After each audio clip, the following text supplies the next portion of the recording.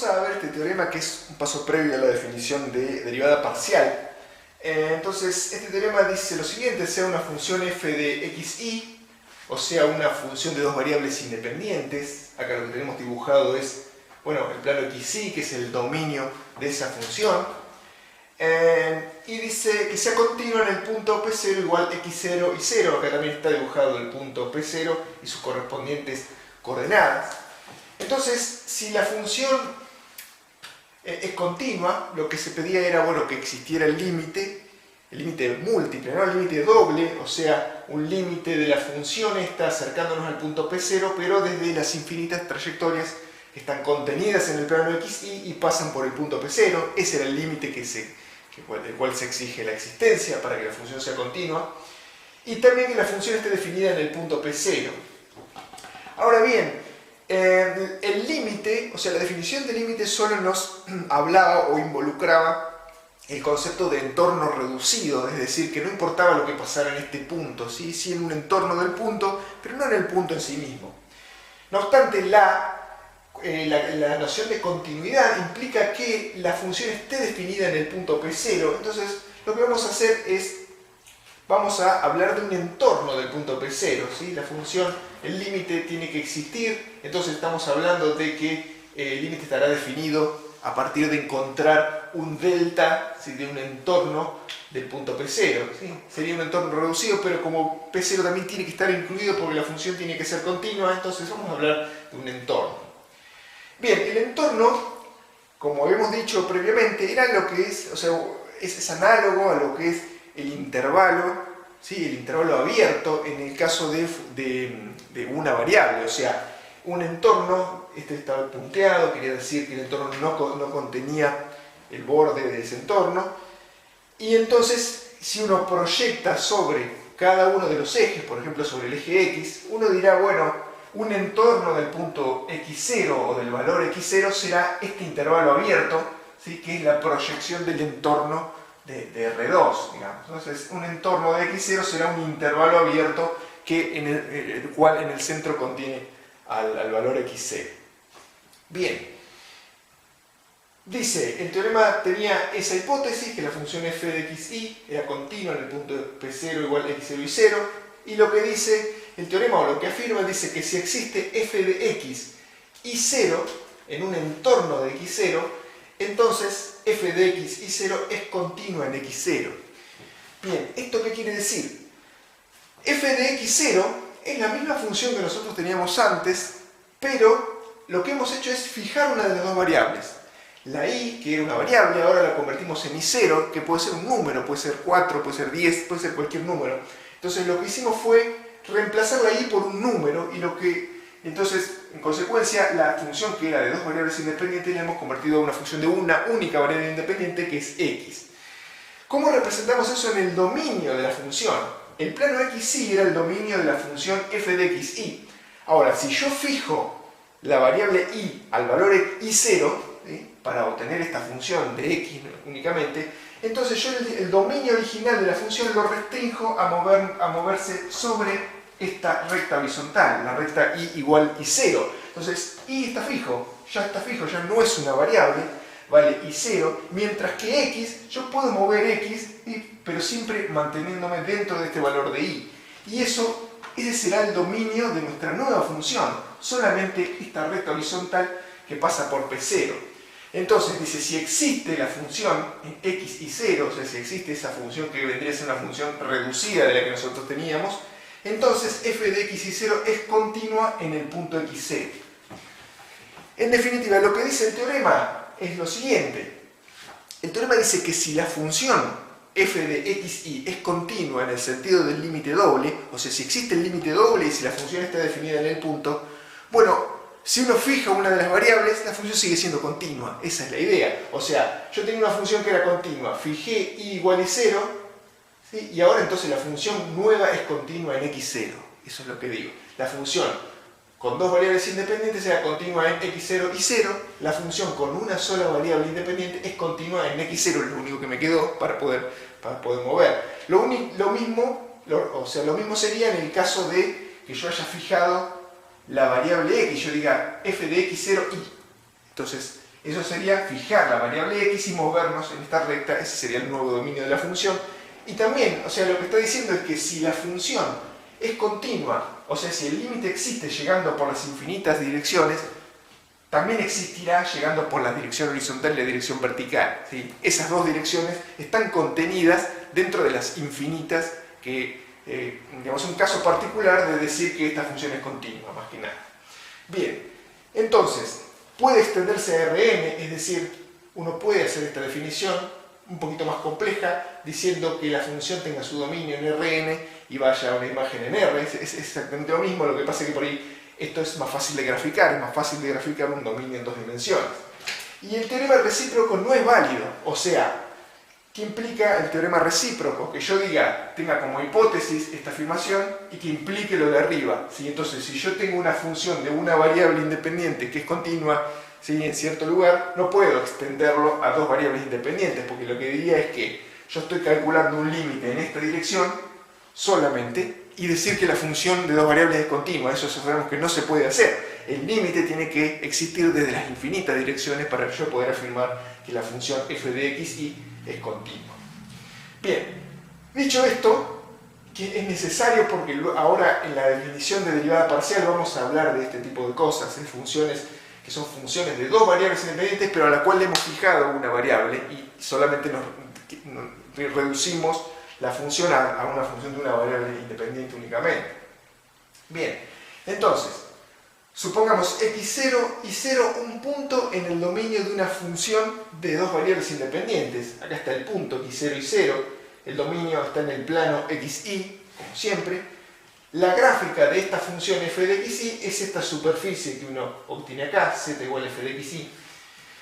Y entonces decimos un plano y igual y0 corta a f en la curva z igual f de x0 y 0. Entonces yo agarro y la fijo en un valor y0 y obtengo un plano, ¿sí? Un plano que es paralelo al plano xz, es el plano y igual y0. Ese plano corta a la superficie z igual f de xy en una curva, ¿sí? La intersección entre el plano y esa superficie es una curva y la curva tiene esta función, z igual f de x y 0, o sea, y 0 yo no me puedo mover en y, porque yo digo, bueno, la intersección más vale que va a influir al plano con el cual estoy cortando, la intersección entre el plano y la curva, bueno, en el plano me tengo que quedar, o sea que tengo que fijar y igual y 0, y x podrá variar, ¿sí? X podrá ser variable, entonces yo me estaré moviendo sobre esta curva celeste que está acá, esa es z igual f de x y 0, bien, entonces en definitiva yo fijé la variable y, eso me generó un plano vertical que corta la superficie de mi función de dos variables en una curva que al final tendrá una sola variable independiente, ahora esta curva, ¿sí?, que es la x en este caso. La otra ya no es una variable, sino que se ha fijado en un valor y0. Entonces, la derivada parcial de f de xy con respecto a x en x0 y 0 va a ser la derivada de esta función.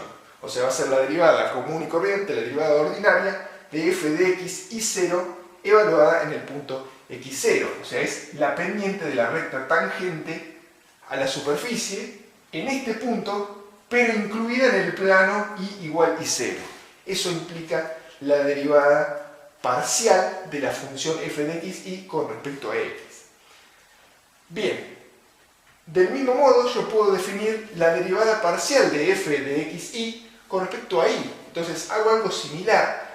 Fijo el valor de x a un valor x0 y lo que tengo es un plano vertical nuevamente, pero ahora lo que tengo es fija la variable x, entonces yo me puedo mover solamente sobre ese plano que tiene coordenada x0 y la y la puedo mover. Entonces si yo agarro ese plano que tiene fija la coordenada x y corto la superficie, lo que tendré será una curva que solamente tendrá como variable independiente la y.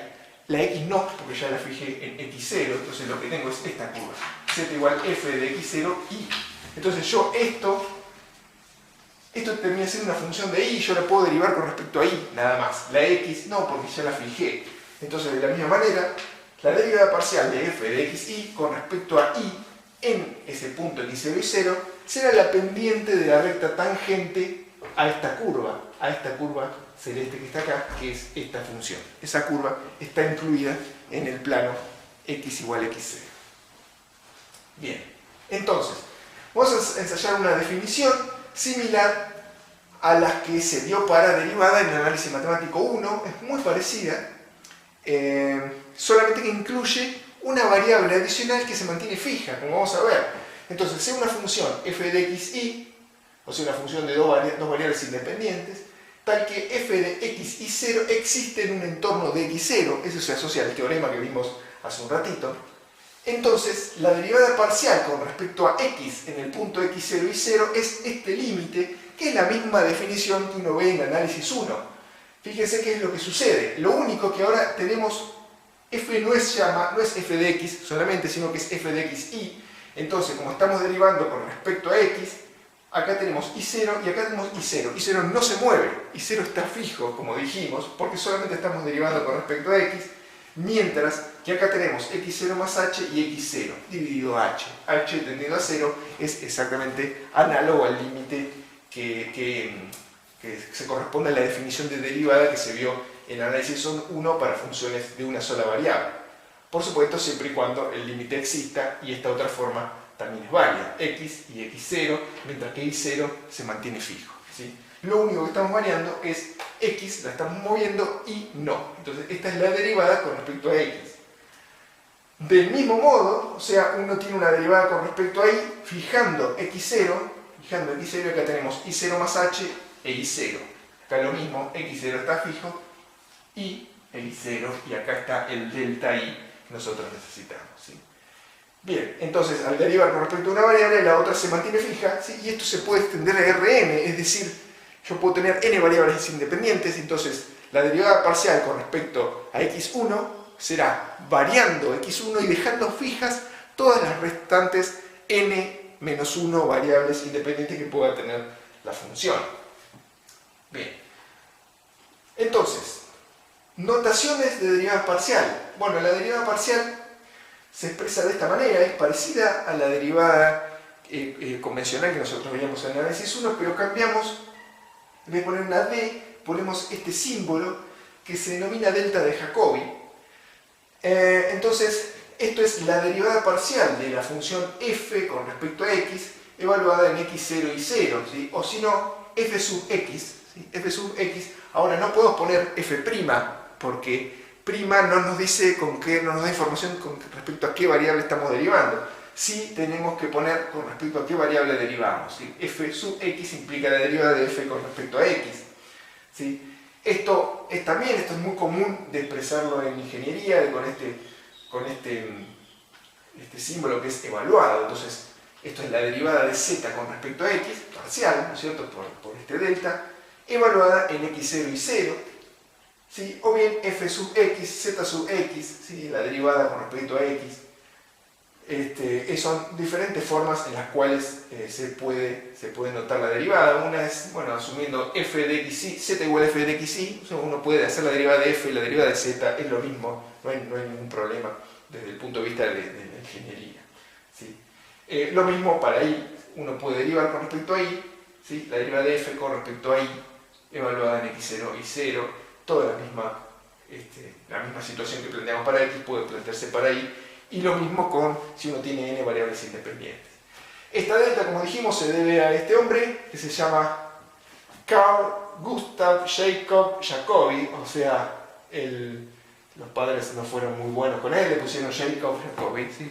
Pero bueno, démosle Changui, que estábamos en el año 1800 y pico cuando nació, así que este hombre fue el primer profesor judío en una universidad de Alemania, ¿sí? Este hombre, Jacobi, era un excelente profesor, es recordado por lo buen profesor que era este hombre.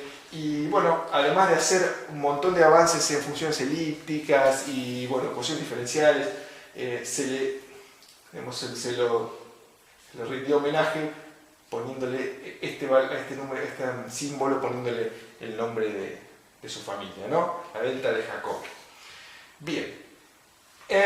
Las derivadas parciales, bueno, abren un mundo en cuanto a las posibilidades que uno tiene para realizar modelos en ingeniería. Entonces, todos los sistemas que involucren 3 dimensiones espaciales, por ejemplo, y el tiempo, Bueno, utilizan derivadas parciales porque necesitamos calcular, por ejemplo, velocidades con respecto a cada una de las direcciones espaciales. Eso sería una derivada de una magnitud con respecto a x, o con respecto a y, o con respecto a z, esa misma magnitud. Entonces, por ejemplo, un problema de elasticidad dinámica involucra la segunda ley de Newton expresada de esta manera.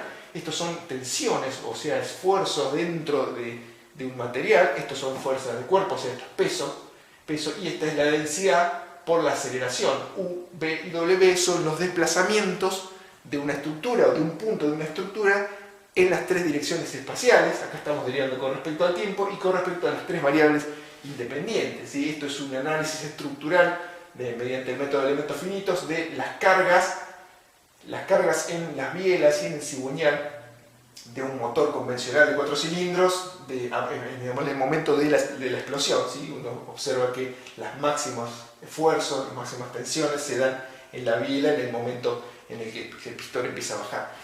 Entonces, este tipo de análisis se hace resolviendo este sistema de ecuaciones diferenciales a derivadas parciales, que es algo que no se puede resolver a mano, como hemos discutido previamente. O sea, creo que en la primera clase de ecuaciones diferenciales hablamos de esto. No podemos resolverlo a mano, esto se resuelve con el método de elementos finitos, utilizando una computadora. O, por ejemplo, para estudiar distribución térmica en el espacio tridimensional, uno utiliza la ecuación del calor. Esto es muy utilizado en ingeniería mecánica, esto también es muy utilizado en ingeniería mecánica, esto para mecánica de sólidos, esto para transmisión de calor. Entonces, esta ecuación gobierna la variación de la función temperatura en el espacio. En el espacio, acá están las tres dimensiones espaciales, y también en el tiempo. Entonces, por ejemplo, uno puede hacer este tipo de cosas, un estudio de transmisión térmica en el proceso de frenado en un disco de freno, por ejemplo.